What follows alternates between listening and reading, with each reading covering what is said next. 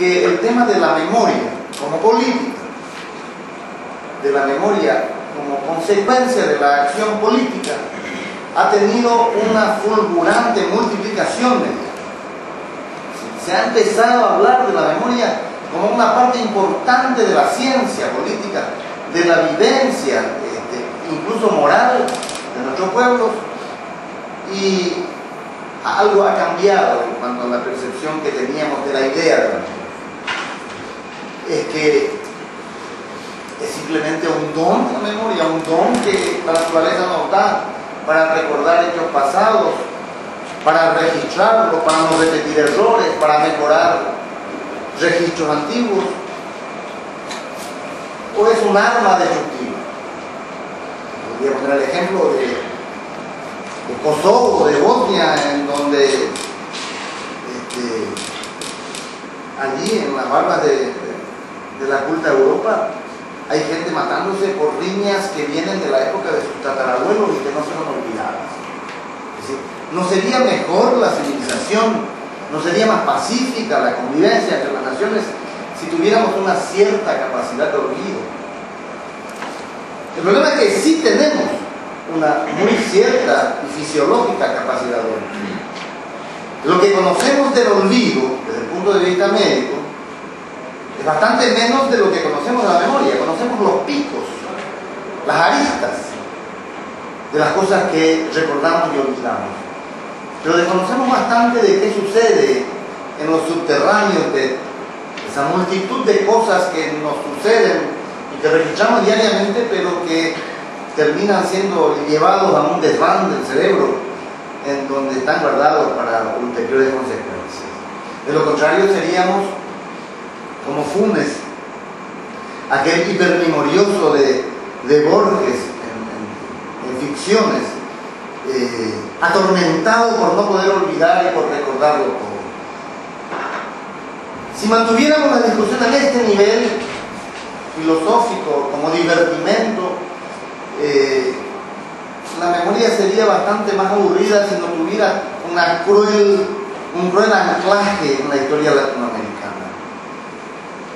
Porque las dictaduras de esta parte de Latinoamérica, las de la década del 70 y las del 80, lo que han tratado de imponer es una política de olvido. Es decir, cuando hablamos de política de memoria, bueno es poner en claro que surge como una reacción social y colectiva a las políticas institucionales de olvido, léase de impunidad, impuestas sobre todo aquí en el Cono Sur por todas las dictaduras militares que se fueron yendo a mediados de los 80. Y es ahí donde vemos que memoria y olvido van siempre de la mano. Y que, si bien el olvido es complejo, es casi impenetrable, es además inevitable, es tan difícil de imponer como la memoria. Es decir, es muy difícil instalar el olvido institucional, el olvido por decreto. Lo han comprobado con estrepitosos fracasos todos los intentos de las dictaduras militares, desde la Argentina, pasando por Chile, siguiendo por el Brasil, Uruguay, Paraguay, de instalar el olvido, es decir, hacer que los hechos históricos no desaparezcan porque se borraron por el paso del tiempo, sino porque fueron tachados por una ley o un decreto. Decía que estas dictaduras comprobaron que no es factible hacerlo, porque los pueblos, la gente, las víctimas, las colectividades, las generaciones, lo que quieran, como quieran llamarlo, con su propia piel y dolor, hicieron que la impunidad no se imponga y demostraron que la memoria es un arma de larga duración, como dijo Eduardo Galeano. De otro modo nos explica cómo también cerradas algunas transiciones, como la de Pinochet, que lo dejó todo previsto hasta convertirse en senador electo, 2 o 3 décadas después sigue despertando el dolor, sigue despertando la justicia, sigue despertando la indignación, ya no de las víctimas que ya murieron de viejas, sino de sus hijos o nietos. O en Argentina, ¿por qué existen organizaciones como los nietos, o como hijos, o como las abuelas, que siguen en la búsqueda de una verdad que se enterró en 1976 o 77? Es decir, frente a esta situación que hemos vivido todos, Paraguay mucho menos, y enseguida vamos a hablar por qué no, me viene a la memoria una frase que anoté aquí de George Orwell: los que olvidan toman partido por los dictadores que se han arrogado el derecho de controlar el presente mediante la dominación del pasado. Hace mucho más de medio siglo George Orwell escribía esto, y el tema no hubiera sido tan sensible desde el punto de vista colectivo si no hubiera sucedido ese fenómeno de las desapariciones, ese genocidio latinoamericano, porque en esto Latinoamérica enseñó a Europa, que obligó a que individualidades y grupos se convirtieran en emprendedores de la memoria.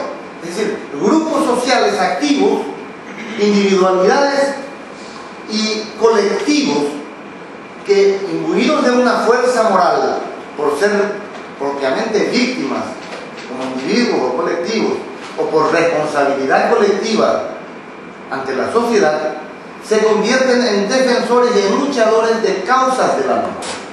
Ese es un fenómeno interesantísimo, muy bien estudiado últimamente por numerosos investigadores, entre ellas el grupo de Elizabeth Yelin en Argentina, y que nos acerca en la región por primera vez al concepto de que no existe una memoria en realidad, que la memoria es una lucha constante, es un escenario de luchas políticas, de exclusiones, de apropiaciones, de imposiciones a veces, para tratar de rescatar o imponer una verdad, una memoria, que nunca es la misma. Si ni siquiera la resurrección de Cristo tiene un mismo relato en 3 de los 4 autores del Nuevo Testamento. Hay uno, Mateo, que registra un temblor y un ruido gigantesco. Hay otro, ya no recuerdo cuál, que registra el alboroto de las mujeres, el susto de las mujeres y la corrida de los guardias. Y hay otro que hace un relato más lineal de los hechos sin registrar episodios locales. Es decir, si ni siquiera un hecho tan trascendente como eso llega a través del Nuevo Testamento con una sola versión, imagínense hechos políticos en los cuales intervienen múltiples actores y en los cuales las visiones ideológicas son encontradas. En esta lucha de apropiaciones, de instalar memorias, hay también mucho de esto que los paraguayos conocemos bien, al preguntarnos cuál es nuestra memoria, porque casi todos los pueblos latinoamericanos hablan de su pasado reciente y hablan de dictadura. Nosotros, por supuesto, la mayor parte de nuestra memoria, la memoria que queremos rescatar, es la memoria de la represión, la memoria de la dictadura. ¿Cuál es nuestra? ¿Es la memoria de la dictadura? Obviamente no, obviamente no. Pero cuando decimos nuestra, estamos usando el oré excluyente o el ñandé incluyente. ¿Hasta qué punto esa memoria es compartida, socializada y aceptada por otro grupo social? En esas luchas de memorias que nunca son singulares, las memorias son plurales, no existe una versión única. No existe una versión única. Y aquí me remito a una frase de Galeano, de Eduardo Galeano, que es bastante explicativa y que además es un clásico en tema de memoria. Hasta que los leones tengan sus propios historiadores, las historias de cacería seguirán glorificando a cazadores.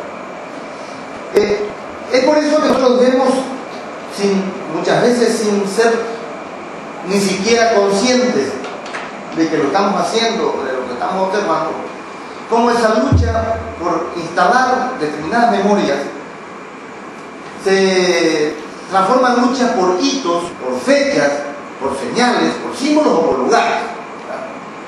No es porque sí, no más que, por ejemplo, las víctimas de la dictadura lograron, poco después de la caída de Stroessner, que nada menos que en la plaza del ex barrio de Stroessner, el barrio de San Pablo, en donde el hechonismo festeja anualmente el cumpleaños del dictador, tuviera en su plaza principal, en lugar de los festejos hechonistas, cambiado su nombre por el de Carmen Casco de Laracá.